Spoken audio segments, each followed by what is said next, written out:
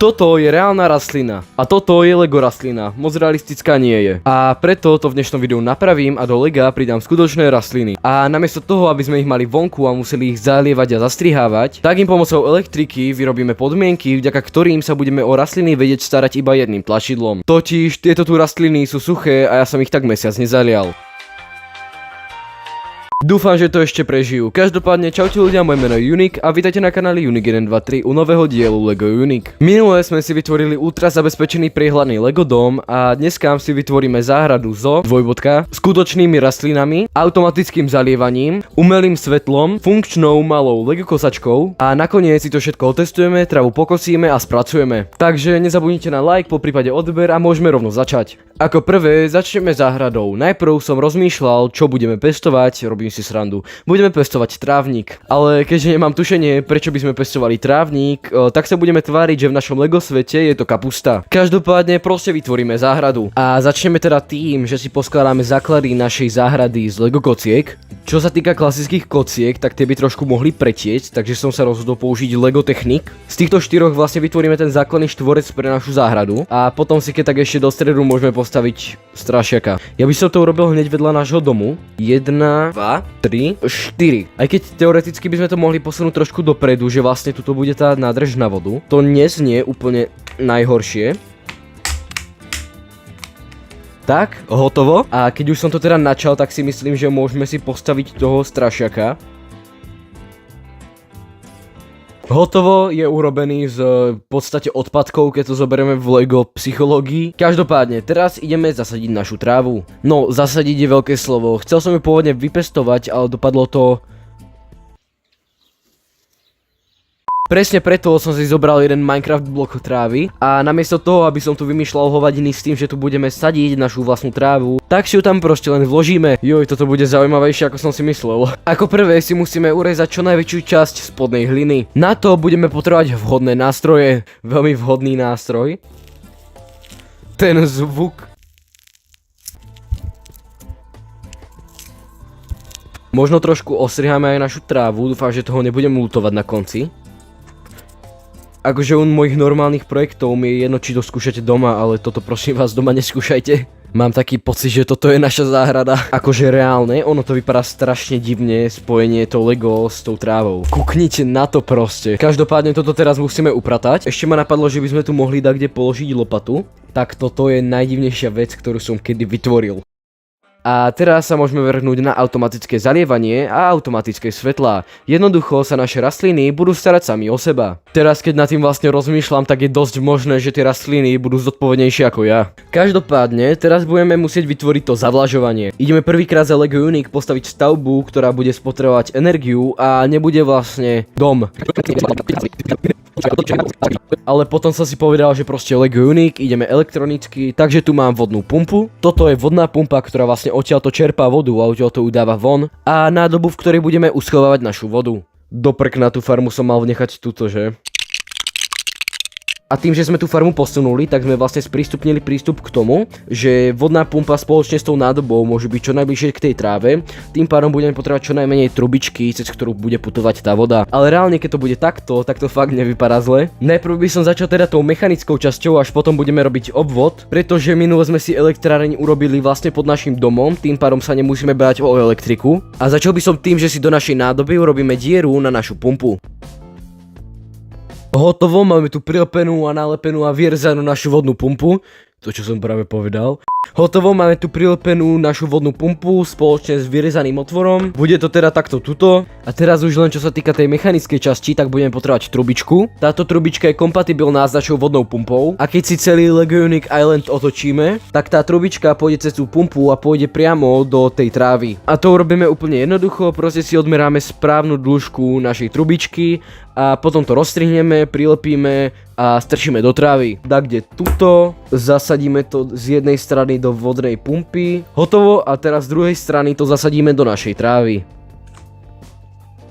Tak, teraz to môžeme znova otočiť a máme celý mechanizmus hotový. Teraz si to teda môžeme teoreticky otestovať. Dáme si vodu do našej nádoby a do motora zapojíme nejakú baterku. Voda. Do prkna. Jak to mám naliať? Som to tu celé oblial. Každopádne, teraz tam dáme baterku. Ješkoj oči, voda tečie. Tak to bude celkom akože rýchle No tak toto už robiť nejdem.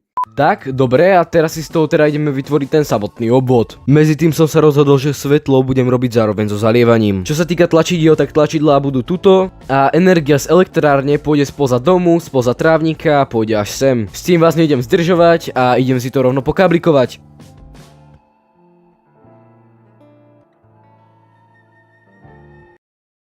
Mám všetko zapojené, svetlá fungujú, zapínajú sa z tejto tu strany. Extrémne ma teší, že som sa rozhodol pre tieto tu žlté žiarovky, lebo to vypadá fakt dobre. A vody už nechcem veľa púšťať, ale to tiež funguje, takže to vám aspoň trošku ukážem.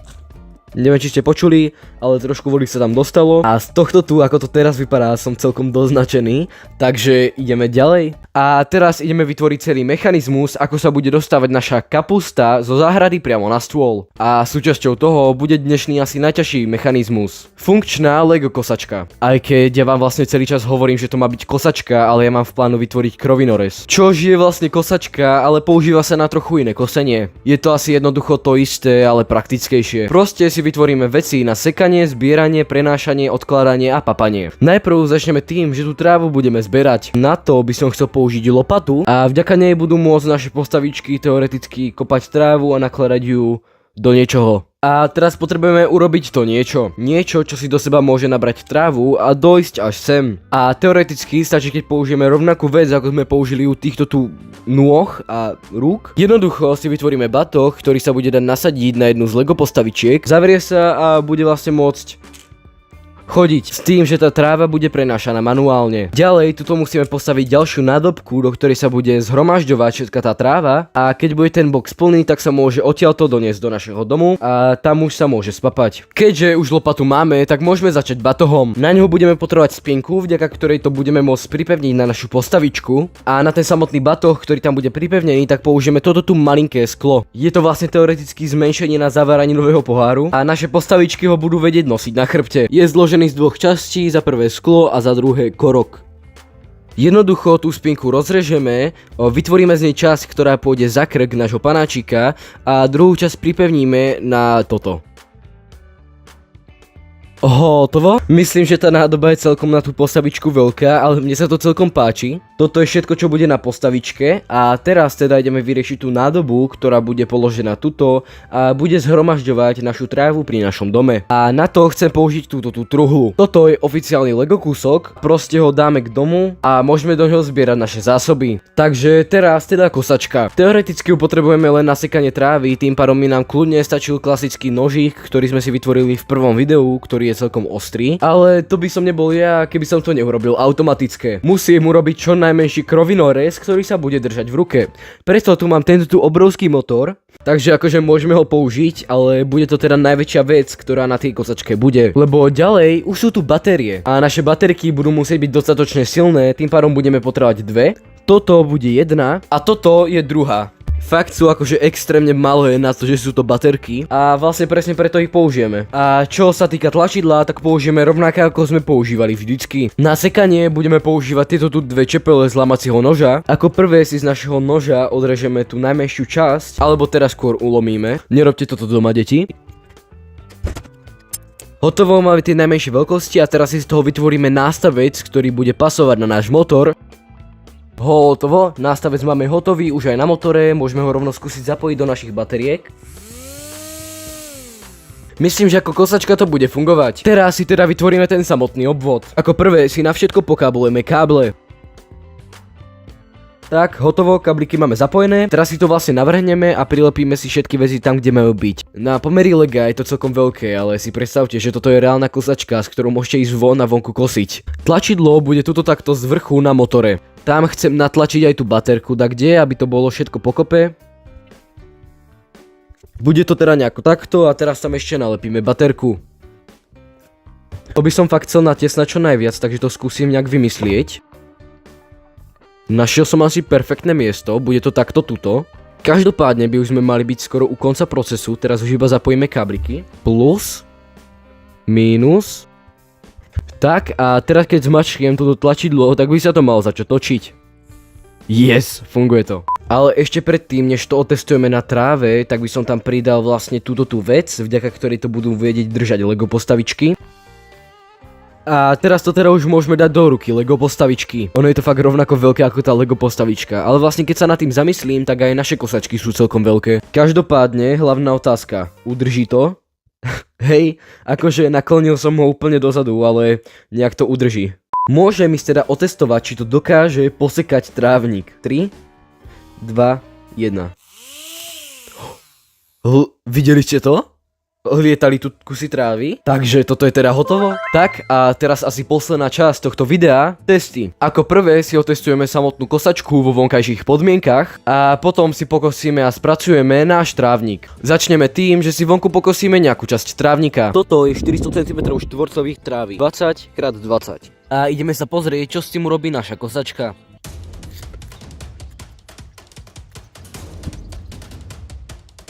Toto je náš výsledok. A celkovo myslím, že čo sa týka kosenia vonku, tak je to tiež celkom pohode. Teraz sa ideme pozrieť, čo sa stane, keď pokosíme vysokú trávu. Toto je vysoká tráva a ideme sa pozrieť, ako si s tým poradí naša kosačka. Tráva sa zamotala do našej kosačky. A ako posledný test našej kosačky sa pokúsime pokosiť väčšiu a hrubšiu rastlinu. Takže toto je naša hrubšia rastlina a stane sa s ňou presne toto. What? My sme to urezali? Jako? Tak ale to je super. A teraz teda ideme konečne spracovať náš Lego trávnik. Takže môžeme teda zahájiť naše slávnostné kosenie. Najprv to teda skúsime na prázdno.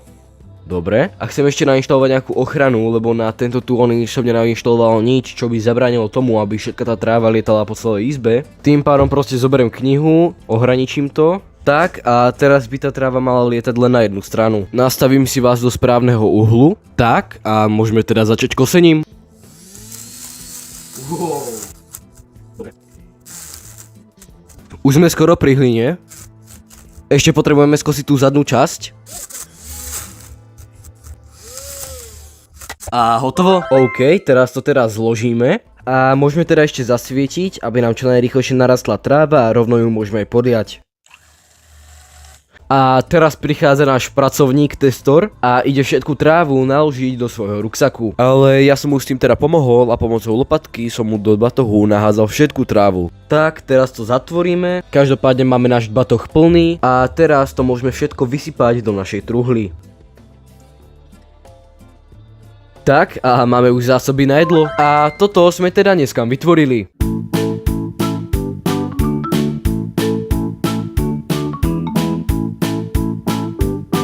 Za mňa pohode. A pokiaľ vás táto séria zaujala a máte nejaký nápad, čo by som mohol vytvoriť na budúce, tak budem rád, keď ho napíšete do komentárov. A ak ste nevideli predošlé diely, tak si pozrite aj tie. Ešte teda pripomínam, že na budúci týždeň video nebude a ďalšie bude až za 2 týždne v nedeľu o 14:00, tak ako to bolo doteraz. Pokiaľ sa vám toto video páčilo, zanechajte like, pokiaľ ešte máte taký odber, zvonček vás upozorní, keď vydám video, ktoré vychádza takmer každú nedeľu o 14:00. Zanechajte pekný komentár, s vami bol Unik z kanála Unik123 a vidíme sa zase na budúce. A pokiaľ vás zaujíma predošlý diel Lego Unik, kde sme si vlastne vytvorili priehľadný zabezpečený dom, kliknite sem. Pokiaľ vás zaujímajú rukávy, ktoré sa na mne dokážu automaticky navliesť, kliknite sem. Tuto máte celý zoznam Lego Unik. Tuto mi môžete dať odber a napite sa vody, je to veľmi dôležité a zase na budúce. Na zdravie.